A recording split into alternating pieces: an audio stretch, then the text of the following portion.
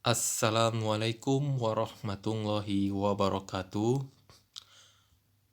Perkenalkan, nama saya Muhammad Rizky Azwari, NIM 6213111020, kelas PJKR D. Di sini saya akan membahas tentang miologi atau otot pelajaran anatomi. Miologi adalah suatu ilmu pengetahuan tentang otot. Mio adalah muskel atau otot, logi adalah ilmu pengetahuan. Alat gerak atau lokomotor apparatus di dalam tubuh terbagi menjadi dua, yaitu alat gerak pasif. Alat gerak pasif terbagi menjadi tiga. Yang pertama, alat gerak pasif atau digerakkan artinya dapat digerakkan oleh faktor lain.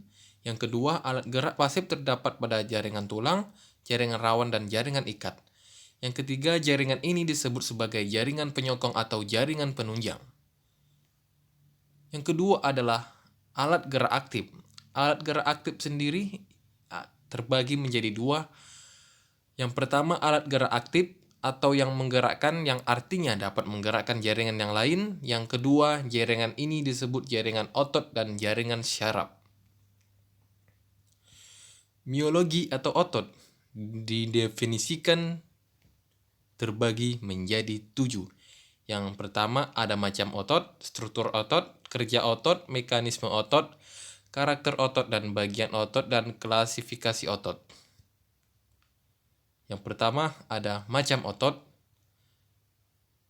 Pertama, otot polos, gerakan tak disadari atau involuntar. Yang kedua, otot lurik, serat lintang, gerakan disadari atau voluntar. Yang ketiga, otot jantung, miokardium, involuntar. Yang kedua, struktur otot. Struktur otot terbagi menjadi 4. Yang pertama, tendon, urat otot, bagian ujung otot yang mengecil.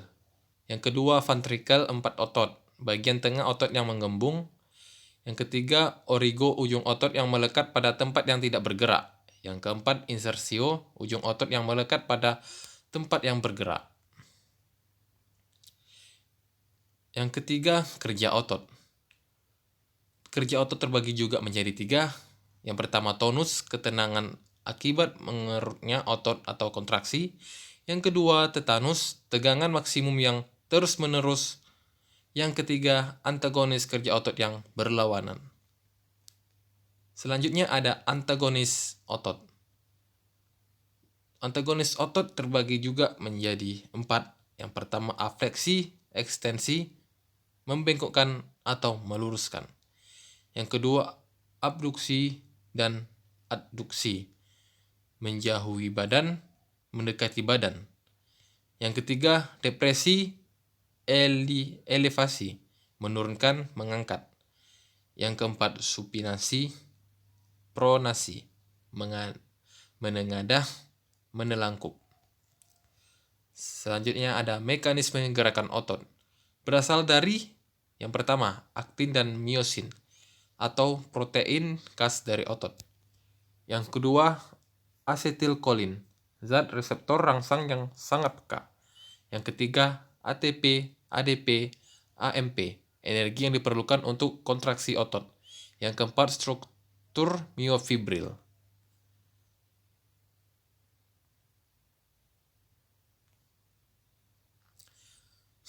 Selanjutnya ada karakter jaringan otot. Yang pertama, suatu organ atau alat yang memungkinkan tubuh dapat bergerak. Yang kedua, gerak sel terjadi karena sitoplasma mengubah bentuk.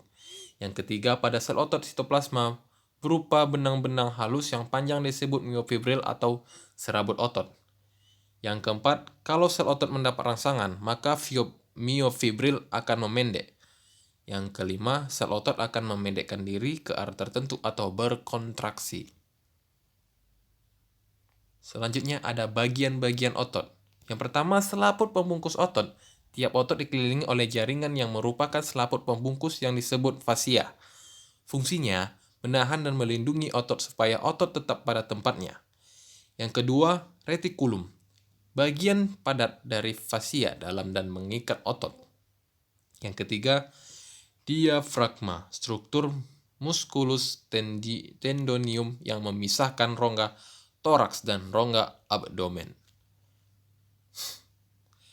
Selanjutnya ada klasifikasi otot. Yang pertama menurut bentuk dan serabutnya.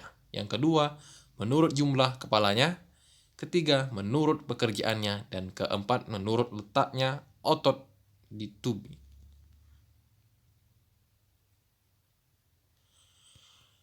Menuntut bentuk dan serabutnya, yang pertama otot serabut sejajar atau bentuk kumparan, dan yang kedua otot bentuk kipas, otot bersirip dan otot melingkar menurut jumlah kepalanya.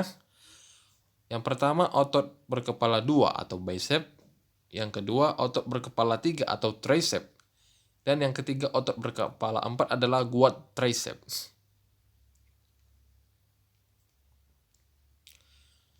Menurut pekerjaannya meliputi yang pertama otot sinergis, otot bekerja bersama-sama. Yang kedua otot antagonis, otot yang bekerja berlawanan. Yang ketiga otot abduktor, otot yang menggerakkan anggota menjauhi tubuh.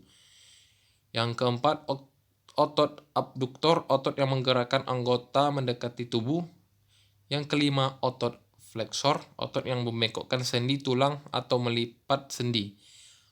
Yang keenam otot eksentor, otot yang meluruskan kembali sendi tulang kedudukan semula. Otot pronator ketika ulna dan radial dalam keadaan sejajar. Otot spinator ulna dan radial dalam keadaan menyilang. Endorotasi memutar ke dalam. Eksorotasi memutar keluar. Dilatasi memanjangkan otot dan kontraksi memendekkan otot.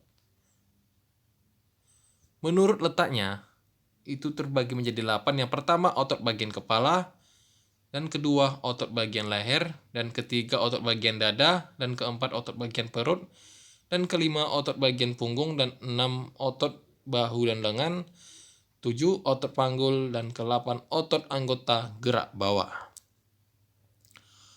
Otot kepala dan wajah. A. Musculus frontalis, fungsinya mengerutkan dahi dan menarik dahi mata. B. Musculus occipitalis, fungsinya menarik kulit ke belakang. C. Musculus rectus oculi atau otot mata. D. Musculus zygomatikus atau otot pipi, fungsinya untuk mengangkat dagu mulut ke atas waktu senyum. E. Musculus genioglossus atau otot lidah, fungsinya mendorong lidah ke depan. F. Musculus stylolossus, fungsinya menarik lidah ke atas dan ke belakang. Ini adalah gambar dari otot wajah dan otot kepala. Ini gambar otot bagian depan, dan ini gambar otot bagian belakang, dan di situ juga ada nama-namanya. Inilah lateralnya. Sekian dari saya, terima kasih. Wassalamualaikum warahmatullahi wabarakatuh.